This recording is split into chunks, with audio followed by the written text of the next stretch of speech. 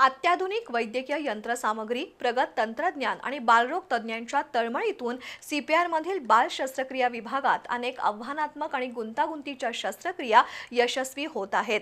गेल्या 10 वर्षात अशा प्रकारच्या अवघड आणि गुंतागुंतीच्या 59 बाल शस्त्रक्रिया यशस्वी होऊन बालकांना जीवदान मिळाले, अशी माहिती अधिष्ठाता डॉक्टर सदानंद भिसे यांनी पत्रकार परिषदेत दिली। सीपीआरमधील बालरोग आणि बाल शस्त्रक्रिया विभागाचा आढावा डॉक्टर सदानंद भिसे यांनी घेतला। सीपीआरमध्ये झालेल्या नवजात बाळांच्या किंवा बालकांच्या काही आव्हानात्मक गुंतागुंतीच्या शस्त्रक्रियांची त्यांनी माहिती दिली। 0 ते 12 वर्षापर्यंतच्या बालकांवर गेल्या 10 वर्षात अत्यंत अवघड आणि गुंतागुंतीच्या 59 शस्त्रक्रिया सीपीआरमध्ये यशस्वी झाल्या आहेत।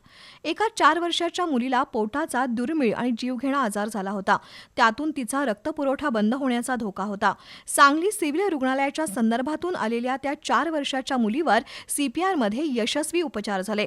तर 3 दिवसाच्या एका स्त्री जातीच्या अर्भकाला पोट फुगणं आणि बद्धकोष्ठतेची समस्या होती।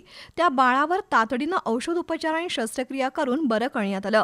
32 आठवड्याच्या एका प्रीमॅच्युअर बेबीच्या आतड्याला तिढा बसला होता, त्यामुळे पोटात गेलेलं दूध जठरात साचून त्याला उलट्या सुरू झाल्या होत्या। त्या बाळावर जन्मानंतरच्या दुसऱ्याच दिवशी यशस्वी शस्त्रक्रिया करण्यात आल्याचं डॉक्टर सदानंद भिसे यांनी सांगितलं। नोव्हेंबर महिन्यात एका 11 वर्षाच्या मुलाला गंभीर अवस्थेत सीपीआरमध्ये आणलं।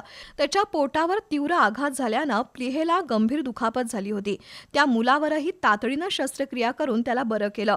डॉक्टर शिवप्रसाद हिरुगडे, वसंत देशमुख, उल्हास मिसाळ, संगीता कुंभोजकर यांच्यासह अन्य बालरोग तज्ज्ञ, भूलतज्ज्ञ आणि शस्त्रक्रिया तज्ज्ञांच्या सहाय्यानं बालरोग विभागाची कामगिरी चांगल्या पद्धतीनं सुरू असल्याचं डॉक्टर भिसे यांनी सांगितलं।